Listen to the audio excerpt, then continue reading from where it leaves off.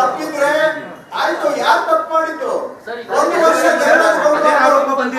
ಪ್ರಶ್ನೆ ಉತ್ತರ ಕೊಡ್ತೇನೆ. ಯಾರ ಹತ್ರ ಇತ್ತು 1 ವರ್ಷ?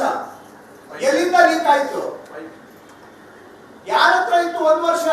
ಆವತ್ತು ತಗೊಂಡೋಗಿ ಸೀಲ್ ಕವರ್ ಅಲ್ಲಿ ಹಾಕಿ ಡೈರೆಕ್ಟರ್ ಜನರಲ್ ಆಫ್ ಪೊಲೀಸ್ ಅಥವಾ ಹೈಕೋರ್ಟ್ ಚೀಫ್ ಜಸ್ಟಿಸ್ ಕೊಡ್ಬೋದಾಗಿತ್ತಲ್ಲ. ನಾನೇನು ಅದನ್ನ ಡಿಫೆಂಡ್ ಮಾಡ್ಕೋತಾ ಇಲ್ಲ. ಆದ್ರೆ ಆ ಇಶ್ಯೂಗೆ ನಾವು ಡೈವರ್ಟ್ ಆಗ್ಬಿಟ್ಟು ಮೂಲ ಇಶ್ಯೂ ಅನ್ನ ಕವರ್ ಅಪ್ ಮಾಡೋದು ಬೇಡ. ಅದ್ರ ಬಗ್ಗೆನೂ ತನಿಖೆ ಆಗ್ಲಿ. ಅದರಲ್ಲಿ ಕಾನೂನು ಉಲ್ಲಂಘನೆ ಯಾರ್ಯಾರು ಮಾಡಿದ್ದಾರೆ, ನಮ್ಮ ಅಧ್ಯಕ್ಷರು ಮಾಡಿದ್ರೆ ಅವ್ರನ್ನೂ ಸೇರಿಸ್ಕೊಳ್ಳಿ. ಯಾರು ಇದರಲ್ಲಿ ಏನ್ ಮುಚ್ಚು ಮುಲಾಜಿಲ್ಲ. ಯಾರು ತಪ್ಪು ಮಾಡಿದ್ದಾರೆ ಅವ್ರಿಗೆ ತನಿಖೆಯಲ್ಲಿ ಶಿಕ್ಷೆ ಆಗ್ಲಿ. ಈಗ ತನಿಖೆ ಬಗ್ಗೆ ಮಾತಾಡ್ತಾ ಇದ್ದೀರಾ. 7 ಕೇಸು ಸಿಬಿಐಗೆ ಕೊಟ್ಟಿರೋದು. ನೀವು ಸಾಕ್ಷಿ, ನಾನು ಸಾಕ್ಷಿ. 7 ಕೇಸಲ್ಲಿ ಏನ್ ಬಂದಿದೆ ಇಲ್ಲಿವರೆಗೂ ಹೇಳಿ.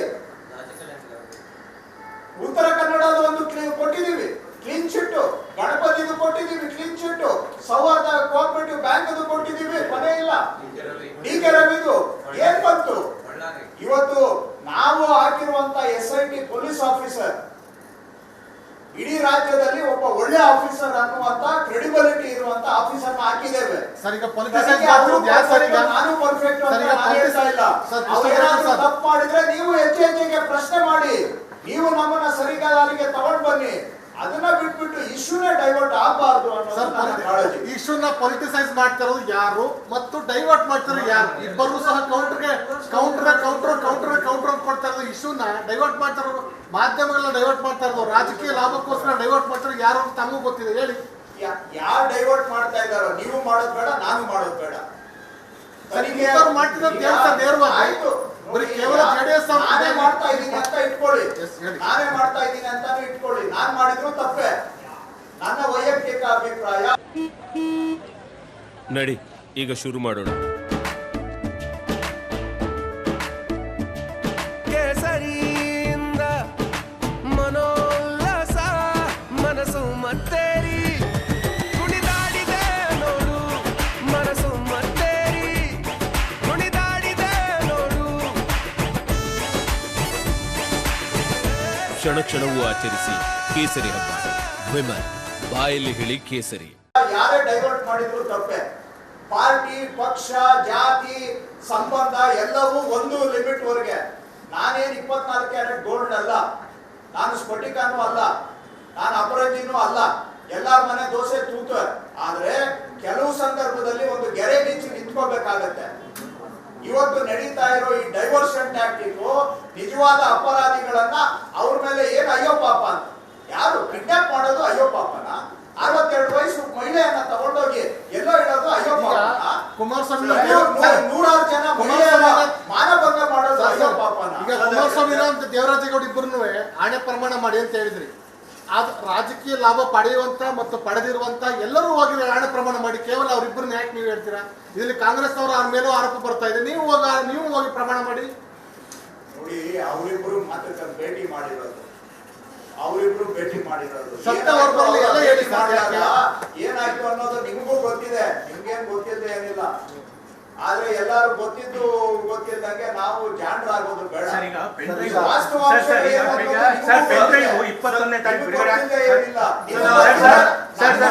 ನಿಮಗೂ ಗೊತ್ತಾಗಿರುತ್ತೆ ಎಲ್ಲಾ ವಿಷಯಗಳು. ವಿಷಯದಲ್ಲಿ ಲಾಸ್ಟ್ ಪೆನ್ ಡ್ರೈವ್ 21ನೇ ತಾರೀಕು ಬಿಡುಗಡೆ ಆಗಿದೆ ಅಂತ ಹೇಳಿದ್ರು ಸರ್ ಕುಮಾರಸ್ವಾಮಿ. 21ನೇ ತಾರೀಕು ಪೆನ್ ಡ್ರೈವ್ ಬಿಡುಗಡೆ ಆಗಿದೆ ಅಂತ ಹೇಳಿದ್ರು. 22ನೇ ತಾರೀಕು FIR ಆಗುತ್ತೆ. ನವೀನ್ ಗೌಡ ಅವರು ಹಂಚಿದ್ದಾರೆ ಅಂತ. ಇದುವರೆಗೂ ಯಾಕೆ ಸರ್ಕಾರ ಅವ್ರನ್ನ ಅರೆಸ್ಟ್ ಮಾಡಿಲ್ಲ ಅಂತ? ನೋಡಿ, SIT ಆಯ್ತು 4 ದಿನ ಹಿಂದೆ ಇದೇ ಪ್ರಶ್ನೆ ಕೇಳಿದ್ರು ಮೀಡಿಯಾದವರು ನನಗೆ, ರೇವಣ್ಣಗೆ ಯಾಕೆ ಅರೆಸ್ಟ್ ಮಾಡಿಲ್ಲ? ಮಾಡ್ತಾರಪ್ಪ, ಎಲ್ಲದಕ್ಕೂ ಒಂದು ಟೈಮ್ ಲೈನ್ ಇದೆ. ರೇವಣ್ಣ ಅವರಿಗೆ ಯಾಕೆ ಅರೆಸ್ಟ್ ಮಾಡ್ಬೇಕಾಗಿ ಬಂತು? ಬಿಕಾಸ್ ಆಫ್ ಕಿಡ್ನಾಪಿಂಗ್ ಮೇಲೆ ಅವರು ಆಂಟಿಸಿಪೇಟರಿ ಬೇಲ್ ಹೋದ್ರು, ಹಂಗಾಗಿ ಫೇಲ್ ಆಯ್ತು. Kidnap is a serious offence. ಅದಕ್ಕೆ 2 ದಿನ ಮೊದಲು ಏನ್ ಚರ್ಚೆ ನಡೀತು? ಯಾಕೆ ರೇವಣ್ಣ ಅವರಿಗೆ ಅರೆಸ್ಟ್ ಮಾಡ್ತಾ ಇಲ್ಲ, ಬೇಕಂತೆ ಪ್ರೊಟೆಕ್ಟ್ ಮಾಡ್ತಾ ಇದೆ ಅಂತ ಈ ತರ ಚರ್ಚೆ. ಅರೆಸ್ಟ್ ಮಾಡಿದ ಮೇಲೆ ಇನ್ನೊಂದ್ ತರ ಚರ್ಚೆ. Brother, I'm not in the business of hit and run. Want to answer categorically. Allow me to. Because we take it seriously. ಈಗ ಇನ್ನೊಂದು ಹೇಳ್ತಾರೆ, ಏನು ಮಲೇಷಿಯಾಗೆ ಗೌರ್ಮೆಂಟ್ ಕಳಿಸ್ಕೊಟ್ಟಿದೆ ಅಂತ. ಆತ ಹೇಳ್ತಾನೆ ಪಾಸ್ಪೋರ್ಟ್ ಇಲ್ಲ ನನ್ನ ಹತ್ರ ಅಂತ ಹೇಳಿ, ಮಲೇಷಿಯಾಗೆ ಎಲ್ಲಿಂದ ಹೋಗ್ಲಿ ಅಂತ. ಏನ್ ಅವ್ರು ಹೇಳಿದ್ರೆ ಸತ್ಯನಾಗಲ್ಲ? ಯಾಕೆ ಅಂದ್ರೆ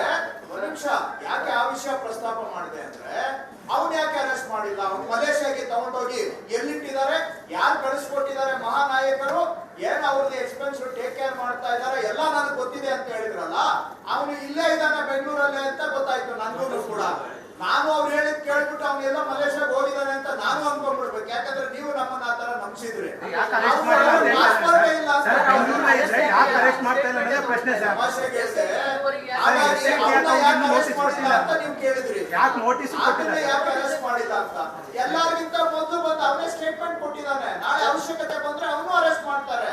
ಅವನೇ ನಮ್ಮ ಸಂಬಂಧಿಕನ ಏನಿದೆ ನಮ್ಗೆ. ಸರ್, ಇಡೀ ಕೇಸ್ ಪ್ರಿಲಿಮಿನರಿ ಇರುವಂತದ್ದು ನೀವು ಆರೋಪ ಮಾಡದಂತೆ ಕಾರ್ತಿಕ್ ಗೌಡ, ನವೀನ್ ಮತ್ತೆ ದೇವರಾಜೇಗೌಡ ಈ 3 ಜನ ಮೇಲೆ ನೀವು ಇಡೀ ಪ್ರಕರಣ ನಿಂತಿದೆ. ಅವ್ರು 3 ಜನರಿಗೆ ನೋಟಿಸ್ ಕೊಟ್ಟಿಲ್ಲ, 3 ಜನರ ಎನ್ಕ್ವೈರಿ ಆಗಿಲ್ಲ. ಹಂಗಿದ್ರೆ ನೀವು ಒಂದ್ ನಿಮಿಷ ಸ್ಟೋರಿ ಬಿಲ್ಡಪ್ ಆಗ್ತಿರೋದು ಅದಾದ ನಂತರ. ಹಾಗಾಗಿ ನೀವು ಹೇಳಿದ್ರೆ ಮೂಲವನ್ನು ತನಿಖೆ ಮಾಡಿ.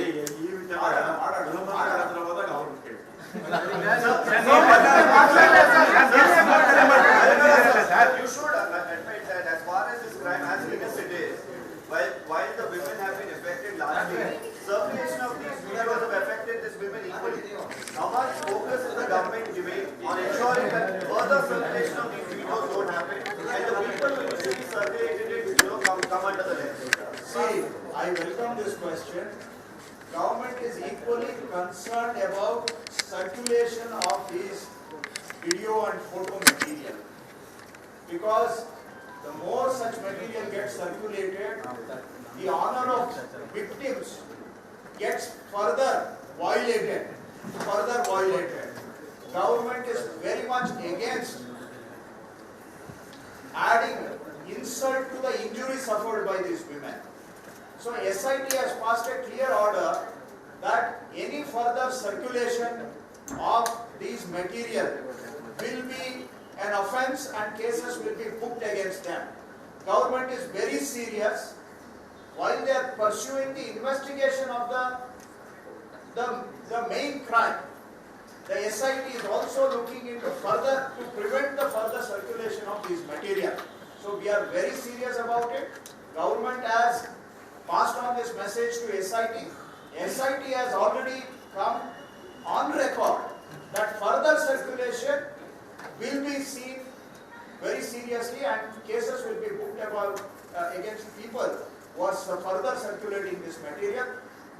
While social media is a difficult domain to govern, but government in its intent and actions, we will be very clear that circulation of these material, we will make all efforts to stop